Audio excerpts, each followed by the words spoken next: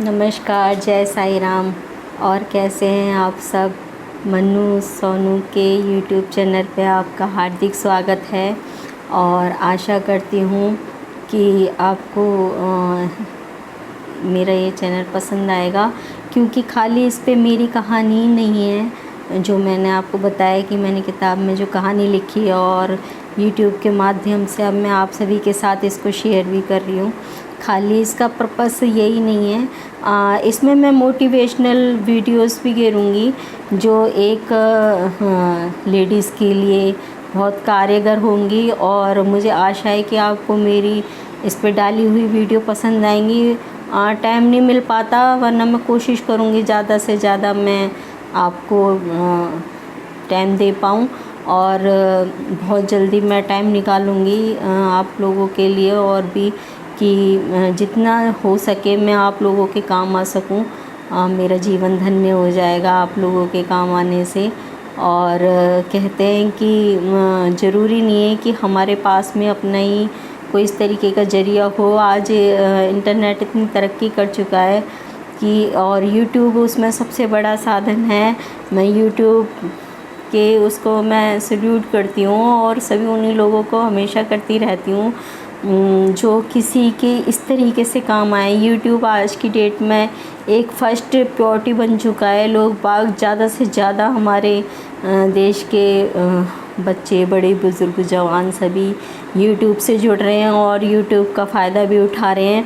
और यूट्यूब एक अर्निंग का भी साधन नहीं है, आप सभी को पता होगा कि लोग बाग इससे पैसे भी कमा रहे हैं। और ये सीखने के लिए तो एक तरीके का प्लेटफॉर्म बन चुका है कि गूगल के बाद यूट्यूब है। ये आप सब बहुत अच्छी तरीके से जानते हैं, इससे कोई अनजान नहीं है। ये तो बताने की आप सबको ज़रूरत ही नहीं है। तो आइए शुरू करती हूँ मैं अब उस कहानी को जो अधूरी रह गई थी, और कोशिश करूँगी इस कहानी को जल्दी से पूरा करने के लिए, क्योंकि इस कहानी को डेली आपसे जब शेयर करती हूँ तो मैंने आपको बताया कि मुझे बड़ा फ़ील होता है उस कहानी को, मतलब दोबारा से वो करने में बहुत तकलीफ़ होती है।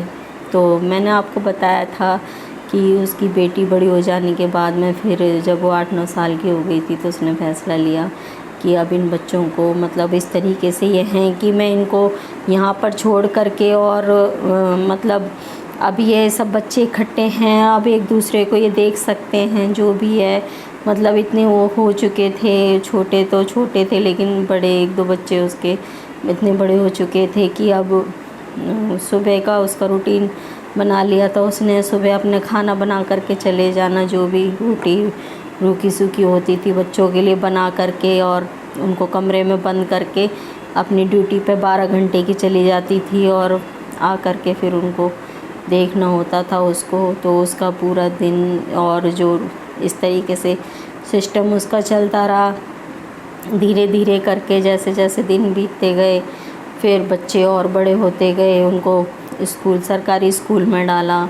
बच्चे धीरे धीरे पढ़ने लगे, वो अपनी ऐसी ही ड्यूटी करती रही, और ऐसे ही 12 घंटे की जॉब करके।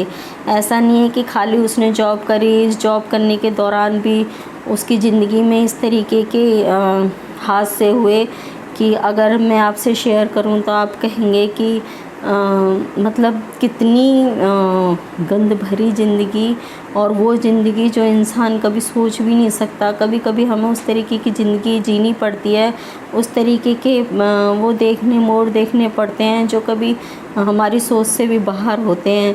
कि एक माँ अपने बच्चों का पेट पालने के लिए बाहर जॉब करने के लिए जा रही है, और वहाँ पर जिसके पास वो जॉब कर रही है उसको गंदी निगाह से देख रहा है, और उसके मन की जो उसके मन के अंदर उस को लेके गंदी वो सोच चल रही है, और अगर वो सोच को पूरा ना करे तो उसको नौकरी से निकाल देना।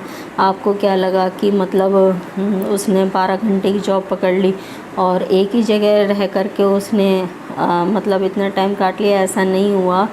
उसने जॉब की, लेकिन जहाँ पे वो जाती थी, कहते हैं ना कि जवानी का अगर रखवाला ना हो तो एक औरत की सुंदरता कभी कभी उसके लिए अभिशाप भी बन जाती है। और उसकी सुंदरता उस वक्त उसके लिए, उसकी जो उम्र थी वो उसके लिए अभिशाप बनी हुई थी।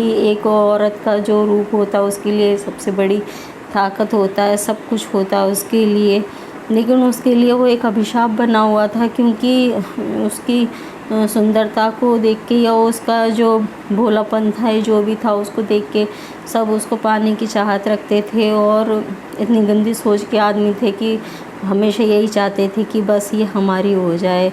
और ऐसा तो होता ही नहीं है, आपको मालूम है, क्योंकि वो पैसों में बिकने वाली औरत नहीं थी।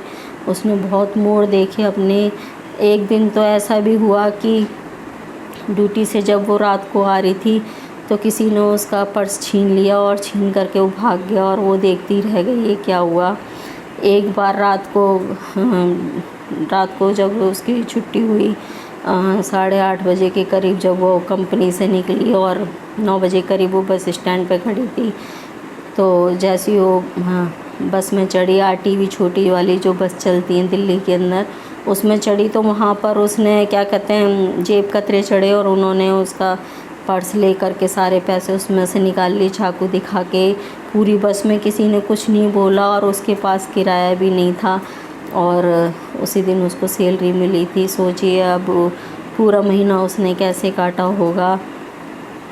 तो ये बहुत सारी बातें ऐसी होती हैं और लाइफ हमेशा इम्तिहान सच्चे लोगों का ही लेती है। ये ज़माना भी सच्चे लोगों को ही ताने देता है या सच्चे लोगों से ही बोलता है, क्योंकि गुंडागर्दी या गुंडे इंसान या गलत इंसान के सामने तो कोई कुछ बोल ही नहीं सकता, क्योंकि वो मारने पीटने में दिन दहाड़े, आपने देखा आजकल गोलियां चल रही हैं। तो जो सही और सच्चा इंसान होता है ना, तो मुश्किलें हमेशा उसी की ज़िंदगी में आती हैं। मैं आपसे हमेशा कहती हूँ हंसते रहा कीजिए, मुस्कुराते रहा कीजिए। और जीवन में परेशानी आती है, लेकिन एक सक्सेसफुल इंसान के पीछे हमेशा दिक्कत भरा समय रहा होता है और वो समय रहा होता है, उसने वो समय जिया होता है जो आप सोच भी नहीं सकते। जी, एक सक्सेसफुल इंसान के पीछे हमेशा दर्द भरी कहानी होती है, क्योंकि सक्सेसफुल इंसान स्टेप बाय स्टेप अपना टारगेट कभी नहीं छोड़ता, चाहे कितनी मुश्किलें आ जाए, चाहे भूखे रहना पड़े, प्यासे रहना पड़े, कैसे भी रहना पड़े, लेकिन वो अपने आगे बढ़ने की मंजिल कभी नहीं छोड़ता। किसी के कहने पे आकर के ये क्या कहेगा, वो क्या कहेगा, कभी नहीं सोचता। उसको पता है कि मैं सही हूँ, दुनिया वाले क्या कहते हैं क्या नहीं, उसको उससे मतलब नहीं होता और वो सिर्फ़ और सिर्फ अपनी मंजिल की तरफ चलता रहता है। तो इसी तरीके से उस औरत की भी यही सोच थी कि मुझे इस चीज़ से फ़र्क नहीं पड़ता दुनिया वाले क्या कहते हैं, क्योंकि दुनिया वाले उसके बच्चों को नहीं खाने को दे रहे थे। उसके 5-5 बच्चों के साथ में वो अकेली रह रही थी किराए के मकान पे। मकान मालिक को किराया टाइम से चाहिए होता था, बिजली का बिल टाइम से चाहिए होता था, लेकिन ये सब चीज़ें कौन समझता था। कई बार मकान मालिक ने भी उसके ऊपर हाथ डालने की कोशिश की, इस तरीके से, इसी कारण की वजह से कई बार उसको बार कमरे भी चेंज करने पड़ते थे। कमरा भी कोई नहीं देता था बड़ी फैमिली को देख के कि नहीं इसके 5-5 बच्चे हैं, इसको कमरा भी नहीं दे। कितनी सारी दिक्कतों से गुजर रही थी, सोच सकते हैं आप, सोच सकते हैं उसकी ज़िंदगी में माँ बाप, भाई बहन, पति, ससुराल वाले, रिश्तेदार, पड़ोसी, कोई भी तो नहीं था ना ऐसा कि जिससे वो अपनी बात शेयर कर सकती या किसी को अपना दुख कह सकती या किसी के कंधे पे सर रख के रो सकती। ऐसा नहीं था। दिन भर काम करने के बाद, 12 घंटे की ड्यूटी करने के बाद, रात को सिर्फ़ और सिर्फ बच्चों को खाना खिला के, जो भी कुछ होता था रूखा सूखा खिला के, और सिर्फ पूरी रात रो रो करके निकाल देती थी, ये सोच करके कि भगवान इम्तिहान उतने ही लेना कि आपका भक्त इस चीज़ को ना, जिसके आप इम्तिहान ले रहे हो, वो एक दिन खड़े होके कह सके कि इम्तिहान भगवान ने लिया था, लेकिन साथ भी तो भगवान नहीं दिया था ना, मेरा बेड़ा पार भी तो उसी नहीं लगाया था ना। बस सिर्फ़ एक ही उसके दिमाग में सोच रहती थी कि मेरी ज़िंदगी में जो मैं संघर्ष कर रही हूँ उसमें सिर्फ़ और सिर्फ मुझे ऊपर वाले का आशीर्वाद चाहिए। बाकी उसने कभी किसी चीज़ की चाहत नहीं रखी, आगे बढ़ती रही।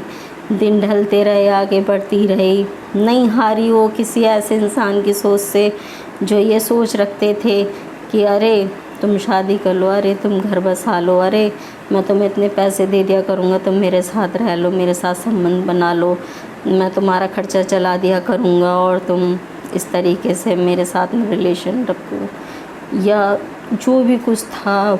बहुत जगह जगह पे हर समय उसको इस चीज़ से टॉर्चर किया जाता था। बस स्टैंड पे खड़ी है तो छेड़छाड़ हो रही है, गली में चल रही है तो कमांड्स कसे जा रहे हैं, किराए के मकान पे जहाँ रह रही है वहाँ पर किराएदार इस तरीके से परेशान करते थे। मतलब सब चीज़ों को इग्नोर करके और इस तरीके से बच्चों की परवरिश करना। स्कूल में बच्चों को प्राइवेट स्कूल में नहीं पढ़ा सकती थी, सरकारी स्कूल में डालना बहुत बड़ा जिगरा चाहिए।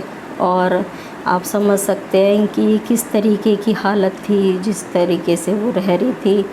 घर में कुछ भी नहीं होता था, सिर्फ रूखी रोटी बना करके रख जाना और बच्चों का खा लेना। पूरे दिन उन बच्चों का 12 घंटे ताले में पड़े रहना। इस चीज़ को आप क्या समझते हैं? मैं आपसे ही पूछती हूँ कि ऐसे दिन भी इंसान की ज़िंदगी में होते हैं, लेकिन हिम्मत नहीं हारनी चाहिए, हिम्मत नहीं हारनी चाहिए।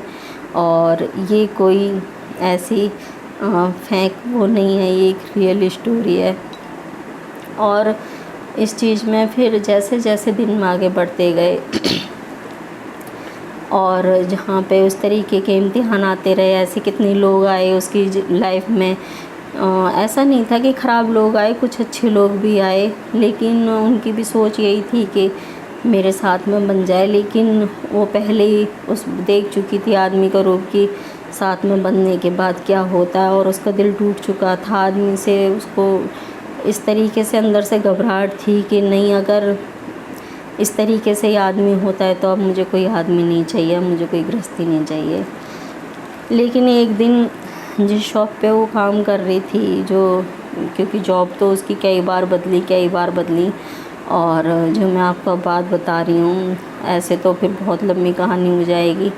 जो मैं अब आपको बताने जा रही हूँ कि जैसे लास्ट उस पे जब वो काम कर रही थी और दुकान पे, वहाँ पर पेट शॉप था और वहाँ पर एक मतलब बुज़ुर्ग आते थे अपने कुत्ते का वो करवाने के लिए, बाल वाल उतरवाने, इंजेक्शन वगैरह लगवाने के लिए, जो भी उसका सामान लेने के लिए। तो ऐसे ही उन्होंने उसको देख करके ऐसी उसके बारे में पूछा, उसने बता भी दिया। और उसके बाद में फिर बहुत अच्छे घर से थे वो, काफ़ी अच्छी आदत के थे। उन्होंने फिर उस लड़के से कहा कि बेटे आपकी बहुत बड़ी ज़िंदगी है, अभी तो आपकी कोई उम्र नहीं है और बच्चों को लेके आप अकेले बहुत दुनिया बेरहम है, आपको जीने नहीं देगी, रहने नहीं देगी, और आप घर बसा लो, जैसे भी कर लो आप, लेकिन बेटा मेरा कहना मानो आप। तो आपको पता है कि उसके ऊपर तो ऐसी कोई नहीं था, और जिस तरीके से उन्होंने उसको वो बातें बोली, समझाई, उसको लगा कि वाकई में उन्होंने उससे एक जो बात कही वो उसके दिल को छू गई। वो ये बात थी कि उसको अपने लिए तो कभी भी रिक्वायरमेंट थी नहीं कि मेरे लाइफ में कोई आदमी हो, या क्योंकि उसके दिमाग में एक ही सोच थी कि अगर आज मैं अपना घर बसा लूँ या अपनी खुशियों को दोबारा से ले आऊँ अपनी ज़िंदगी में, पर ऐसा हो नहीं सकता था, क्योंकि अगर एक बार इस तरीके से हो जाए ना तो ज़िंदगी को कभी दोबारा ना आजमाए, सिर्फ ताने और सिर्फ ताने रह जाते हैं फिर। और वही उसकी सोच थी, तो इसीलिए उसने सोच लिया था मैं जीवन में किसी को लेके नहीं आऊँगी।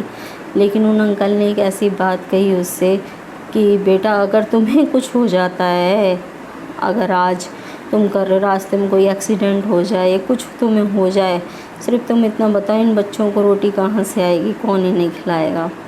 बिल्कुल जायज़ बात थी उसके दिमाग में। वो बात इस तरह कर कहते हैं ना कि एक आम इंसान और एक बुज़ुर्ग इंसान में ज़मीन आसमान का अंतर इसलिए हो जाता है क्योंकि उसका जो बुढ़ापा, जो उसके सफ़ेद बाल होते हैं, वो इसके एक्सपीरियंस से जुड़े होते हैं। जो उसने अपनी ज़िंदगी काटी होती है, इतने साल का जो तजुर्बा होता है उससे जुड़े होते हैं। तो हमेशा बड़े बुज़ुर्गों की बातों को इग्नोर नहीं करना चाहिए, उन्हें ध्यान से सुनना चाहिए, समझना चाहिए।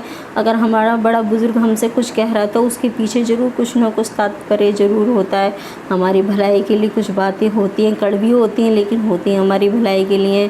सो प्लीज़ अपने बड़े बूढ़ों की बात को कभी इग्नोर ना करें, चाहे वो गैर हों चाहे अपने हों, क्योंकि इंसान ही होता है, अपने पराए कुछ नहीं होता। मानो तो सब अपने हैं और नहीं मानो तो कोई भी अपना नहीं है। तो उनकी ये कही हुई बात उस लड़की के दिमाग में बैठ गई और उसने सच्ची में सोचा कि अगर वाकई में ही अगर ऐसा होता है, अगर मुझे कुछ हो जाता है तो ये सही बात है कि मेरे बच्चों को रोटी कौन देगा, जिनकी वजह से मैं इतनी मेहनत कर रही हूँ, इतना संघर्ष कर रही हूँ, सारा जीवन अब इन्हीं के लिए मैंने लिख दिया है, तो वाकई में इनको कौन देखेगा।